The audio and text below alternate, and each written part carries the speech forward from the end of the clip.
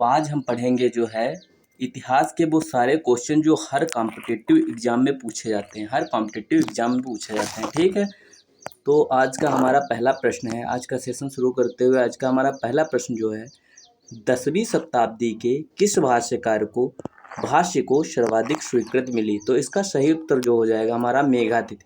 मेघातिथि को जो है 10वीं शताब्दी के भाष्यकार के सर्वाधिक भाष्य की स्वीकृति मिली। ठीक है, अगला प्रश्न जो हमारा है, तो इसमें पूछा गया है कि राजपूत काल में वाणिज्य में हुए ह्रास का प्रमुख कारण क्या था? तो जिस समय राजपूत काल चल रहा था, ठीक है, तो उस समय जो था मुक्त भूमि इन लोगों ने जो है भूमि अनुदान में दे दी। ठीक है, उसके बाद समांत वर्ग का प्रभुत्व बढ़ा, यानी कि जो है बौद्ध धर्म में जो है निचली जाति वाले दलित वर्ग के जो लोग थे वो सारे के सारे महात्मा बुद्ध के धर्म में जुड़ने लगे। ठीक है, अगला प्रश्न है हमारा, राष्ट्रकूटों को शासन काल में साम्राज्य के प्रशासन में विभाजन का सही क्रम क्या था? तो इसका जो सही क्रम था, पहले राष्ट्र था, फिर उसका विषय, फिर भक्ति। ठीक है, फिर उसका विषय, फिर भक्ति। अगला प्रश्न है हमारा, सुलेमान ने किस राज्य को रोहिमा कह करके पुकारा? तो सुलेमान ने जो है पाल राज्य को रोहिमा कह करके पुकारा। ठीक है, अगला प्रश्न है हमारा, किस स्थान से प्राप्त अभिलेख से विदित होता है कि नागभट्ट द्वितीय ने तुरस्क का से धर्म को पराजित किया? ठीक है, किस अभिलेख से मिलता है? तो इसका सही उत्तर जो हो जाएगा हमारा ग्वालियर अभिलेख। ग्वालियर अभिलेख जो है उससे पता चलता है। ठीक है, अगला प्रश्न है हमारा, उत्तर वैदिक काल में न्यायालय को क्या कहा जाता था? यह बहुत इंपॉर्टेंट क्वेश्चन है। उत्तर वैदिक काल में न्यायालय को क्या कहा जाता था? उत्तर इसका सही हो जाएगा विदित। विदित जो है कहा जाता था उत्तर न्यायालय उत्तर वैदिक काल में। अगला प्रश्न है हमारा, यदि पुरोहित बलि नहीं देंगे तो सूर्योदय नहीं होगा, यह उक्ति किस ग्रंथ की है? तो यह उक्ति जो है हमारी शतपथ ब्राह्मण जो है इससे लिया गया है। ठीक है, तो इसमें जो था कि जो राजपूत होते थे या पुरोहित होते थे वो लोग जो थे सारे के सारे जानवर यानी कि बैलों की गर्दन काट करके चढ़ाया करते थे। अगला प्रश्न है हमारा, निम्नलिखित में से किस विषय के क्षेत्र में हड़प्पा कालीन सभ्यता में भिन्नता पाई जाती है? ठीक है, विभिन्नता पाई जाती है हड़प्पा कालीन सभ्यता। नगर योजना थी, ईंटों का आकार था, बांट एवं नाट प्रणाली थी, घरों का आकार यह नहीं था। ठीक, घरों का आकार नहीं था। ठीक है, अगला प्रश्न है हमारा, बहावी आंदोलन का दमन किसने किया था? तो बहावी आंदोलन जो था इसका दमन जो है हमारे लॉर्ड एल्गिन प्रथम ने किया था। लॉर्ड एल्गिन प्रथम ने किया था। ठीक है, अगला प्रश्न बढ़ते हैं हम लोग, दसराज युद्ध का संबंध निम्नलिखित में से किससे है? दसराज युद्ध का संबंध निम्नलिखित में से किससे है? तो इसका जो सही उत्तर हो जाएगा वो हो जाएगा सुदास से है। सुदास से जो है इसका सही संबंध है। अगला प्रश्न है हमारा, हड़प्पा संस्कृति के स्थलों का सर्वाधिक संकेंद्रण निम्नलिखित में से किसके किनारे पर प्राप्त हुआ? तो यह जो था सर्वाधिक जो हमारा है वो घग्गर हाकरा नदी के किनारे स्थलों का, जो कि गुजरात में है। गुजरात में जो है सर्वाधिक स्थल पाए गए हड़प्पा सभ्यता के। ठीक, अशोक तथा मौर्य साम्राज्य का पतन निम्नलिखित में से किसकी रचना है? अशोक तथा मौर्य का पतन तो किसकी रचना है? यह जो हमारी है रोमिला थापर की रचना है। रोमिला थापर की रचना है। ठीक है, अगला प्रश्न है हमारा, 972 ईस्वी में किस शासक ने कूटों की राजधानी, अभी आपको बताया था, पहले राष्ट्रकूट, फिर विषय, फिर उसके बाद भक्ति। ठीक है, तो 972 ईस्वी में शासक ने राष्ट्रकूटों की राजधानी मान्यखेत पर आक्रमण कर तहस नहस कर डाला। तो इसका सही होगा परमार शासक सियक जो था उसने जो राष्ट्रकूटों की राजधानी मान्यखेत पर आक्रमण कर दिया था। ठीक है, अगला प्रश्न है हमारा, निम्नलिखित में से किस स्थान पर शैव शिक्षा केंद्र नहीं है? शैव शिक्षा केंद्र नहीं है, तो इसका सही उत्तर हो जाएगा हमारा माउंट आबू। माउंट आबू जो है यहाँ पर हमारा शैव शिक्षा केंद्र नहीं है। अगला है, ताम्र मूर्तियों का एक निदान जिसे प्रायः हड़प्पा संस्कृत काल से संबंध किया जाता है। ताम्र मूर्तियों का एक निदान जिसे हड़प्पा संस्कृति काल से संबंध किया जाता है। इसका सही उत्तर जो हो जाएगा हमारा दैमाबाद। दैमाबाद जो है हमारा, इसका सही उत्तर हो जाएगा। यहाँ जो है ताम्र मूर्तियाँ मिली थी, ठीक है, ताम्र मूर्तियाँ मिली थी। अगला प्रश्न है हमारा, शग वैदिक काल में निष्क किस अंग का आभूषण है? शग वैदिक काल में निष्क किस अंग का आभूषण है?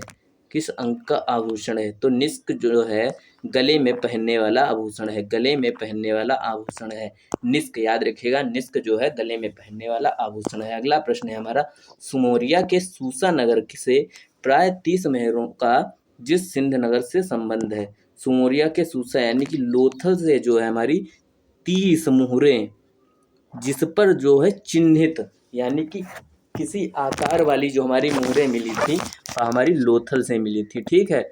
अगला प्रश्न है, अशोक के किस अभिलेख में यह उल्लेख मिलता है कि उसे लुम्बिनी गांव के धार्मिक कर माफ कर दिए और मालगुजारी के रूप में 8वां हिस्सा तय किया? ठीक है, तो यह अशोक जो थे यह महात्मा बुद्ध के बहुत बड़े भक्त थे, इन्होंने उसका बहुत प्रचार कराया और जो है तीसरी जो संगीति हुई थी महात्मा बुद्ध की, वह इन्होंने ही कराई थी, ठीक है। अगला प्रश्न है हमारा 255 ईस्वी में, ठीक है, 255 ईस्वी में पहली किसने कराई थी? अजातशत्रु ने, और दूसरी किसने कराई थी? कालाशोक ने, उसके बाद तीसरी कराई थी अशोक ने, ठीक है। तो इसका सही उत्तर जो हो जाएगा हमारा रुक्मिणी देई जो है, रुक्मिणी देई में लिखा है हमारा कि यह लुम्बिनी गांव के धार्मिक माफ कर दिए, ठीक है। अगला प्रश्न है हमारा, निम्नलिखित में से किस वैज्ञानिक को 1917 में नाइट की उपाधि प्रदान की गई? किस वैज्ञानिक को? तो इसका सही उत्तर जो हो जाएगा हमारा जगदीश चंद्र बोस जो है हमारे वैज्ञानिक थे, तो इनको जो है नाइट उपाधि दी गई, ठीक।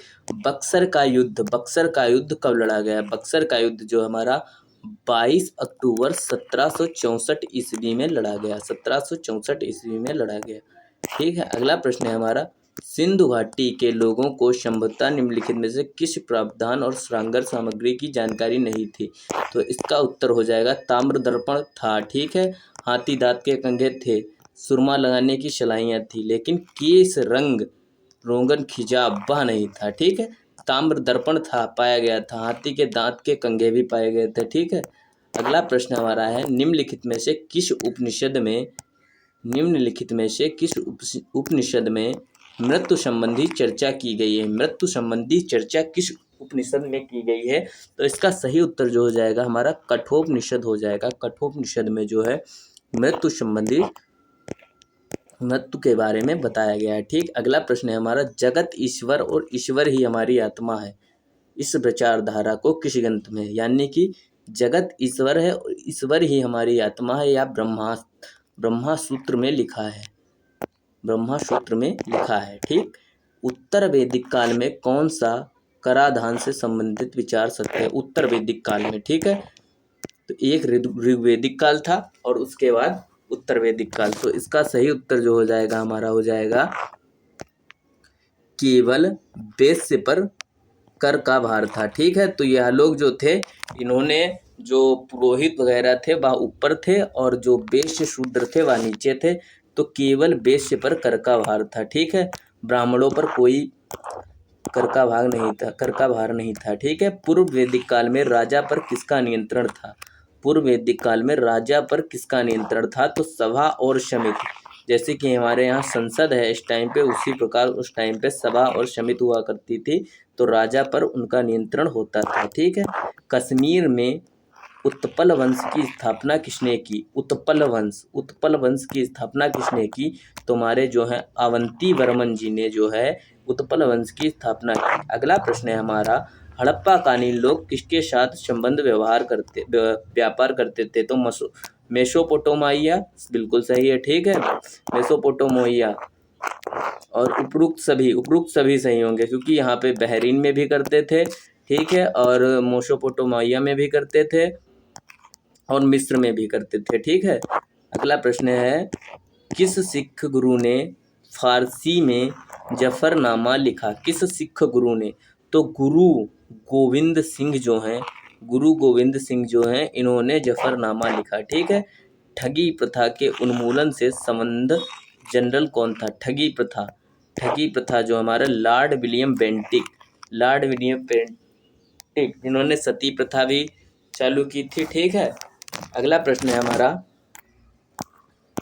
निम्नलिखित में से किस राज्य के शासक नवाब वजीर कहलाते थे? ठीक, किस राज्य के? या जो हमारा हो जाएगा सही उत्तर अवध, यानी कि जिसे अब इस समय जो है हम लोग लखनऊ के नाम से जानते हैं। ठीक, अवध के शासक को जो है नवाब कहते थे। ठीक है। अगला प्रश्न है हमारा, आर्यन पेशवा के नाम से मशहूर थे। कौन था आर्यन पेशवा के नाम से मशहूर? तो वह थे राजा महेंद्र प्रताप। राजा महेंद्र प्रताप जो थे आर्यन पेशवा के नाम से मशहूर थे। ठीक है। अगला प्रश्न है हमारा, कविराज मार्ग नामक ग्रंथ की रचना करने वाला शासक किस वंश का था? तो राष्ट्रकूट आप लोगों को याद रखना है, बहुत बार पूछा जा रहा है। तो कविराज जो मार्ग है उसके रचना करने वाले शासक जो है राष्ट्रकूट वंश थे। ठीक है। अगला प्रश्न है हमारा, पूना फैक्ट निम्नलिखित में से किससे संबंधित था? पूना फैक्ट जो हमारा दलित वर्ग से संबंधित था। अगला प्रश्न है हमारा, भारत में बाल अधिकारियों के संरक्षण हेतु राष्ट्रीय आयोग की स्थापना की गई। भारत में बाल अधिकारों के संरक्षण हेतु आयोग की स्थापना की गई। तो इसका सही उत्तर हमारा हो जाएगा 2007 ईस्वी में जो है हमारा बाल अधिकार के संरक्षण हेतु राष्ट्रीय आयोग की स्थापना की गई। अगला प्रश्न है हमारा, भारत के किस क्रांतिकारी को 11 अगस्त 1908 को फांसी दी गई? तो खुदीराम बोस जी को जो है 11 अगस्त 1908 को फांसी दी गई। ठीक है। अगला प्रश्न है हमारा, सिंधु घाटी सभ्यता के कुंभकारों के भट्टों के अवशेष कहाँ मिले? तो मोहनजोदड़ो में इनके अवशेष मिले, जिसे मृतकों का टीला भी कहा जाता है, और सर्वाधिक मोहरे भी यहाँ मिली। ठीक है। अगला प्रश्न है हमारा, निम्नलिखित में से कौन सा आधुनिक देवनागरी लिपि का प्राचीन रूप है? निम्नलिखित में से कौन सा देवनागरी लिपि का प्राचीन रूप है? तो इसका सही उत्तर हो जाएगा हमारा पाली जो है देवनागरी लिपि का प्रारूप है। ठीक है। अगला प्रश्न है हमारा, सिंधु घाटी के लोगों द्वारा सबसे अधिक प्रयुक्त की जाने वाली धातु? तो यह जो हमारी थी कांस्य जो है तांबा और टिन से मिलकर बनता है, तो इसकी सबसे ज़्यादा प्रचुर मात्रा में धातु का उपयोग किया गया था। अगला प्रश्न है हमारा, मालवा, गुजरात एवं महाराष्ट्र किस शासक ने पहली बार जीते? मालवा, गुजरात, महाराष्ट्र किस शासक ने पहली बार जीते? तो चंद्रगुप्त मौर्य ने जो है पहली बार जीता। ठीक है। अगला प्रश्न है हमारा, तमिलों के सबसे प्राचीन देवता कौन थे? तो तमिलों के सबसे प्राचीन देवता मुरुगन थे। मुरुगन सबसे प्राचीन देवता थे। अगला प्रश्न है हमारा,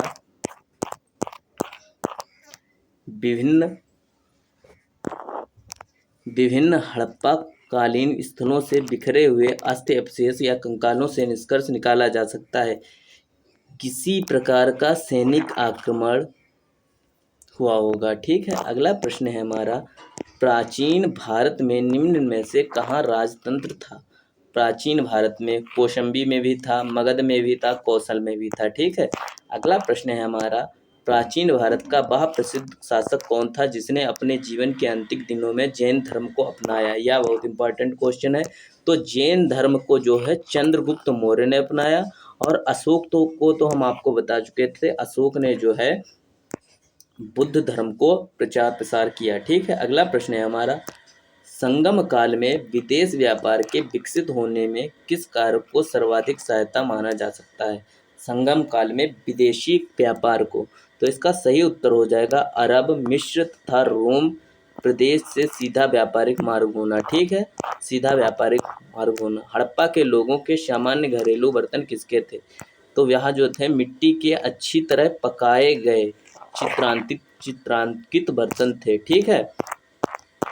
अगला है हमारा, हड़प्पा निवासियों द्वारा अपने नगरों से पलायन करने का कौन सा सबसे युक्तिसंगत कारण प्रतीत होता है? तो जो है जलीय परिवर्तन के कारण शायद यह लोग जो है जलीय परिवर्तन के कारण ही था इनकी समाप्ति का। ठीक है। अगला प्रश्न है हमारा, मगध के अजात शत्रु का सदैव किस गणराज्य से युद्ध रहा? मगध के अजात शत्रु का सदैव किस गणराज्य से युद्ध रहा? तो जो है वैशाली से, वैशाली से। ठीक है। अगला प्रश्न है हमारा,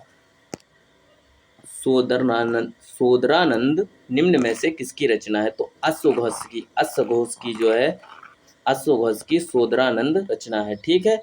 और अगला अगला है हमारा, संगम काल की तीन प्रमुख शक्तियां चोल, चेर और पांड्य के मध्य संघर्ष का मुख्य कारण था। तो वह जो था उपजाऊ नदी तट वाले भूभाग पर नियंत्रण की आकांक्षा। ठीक है। अगला प्रश्न है हमारा, निम्नलिखित में से कौन सी विशेषता हड़प्पा कालीन आंतरिक व्यवहार से संबंधित नहीं है? ठीक है, संबंधित नहीं है। तो इसका सही उत्तर जो हो जाएगा, यह पूर्णतः विनिमय व्यापार था, व्यापार बहुमुखी था, बिल्कुल सही था। ठीक है। क्षेत्रीय तथा क्षेत्रीय स्तर पर व्यापार किया जाता था। ठीक है। यह पूर्णतः वस्तु विनिमय व्यापार नहीं था, क्योंकि यहाँ कृषि भी हुआ करती थी। ठीक है।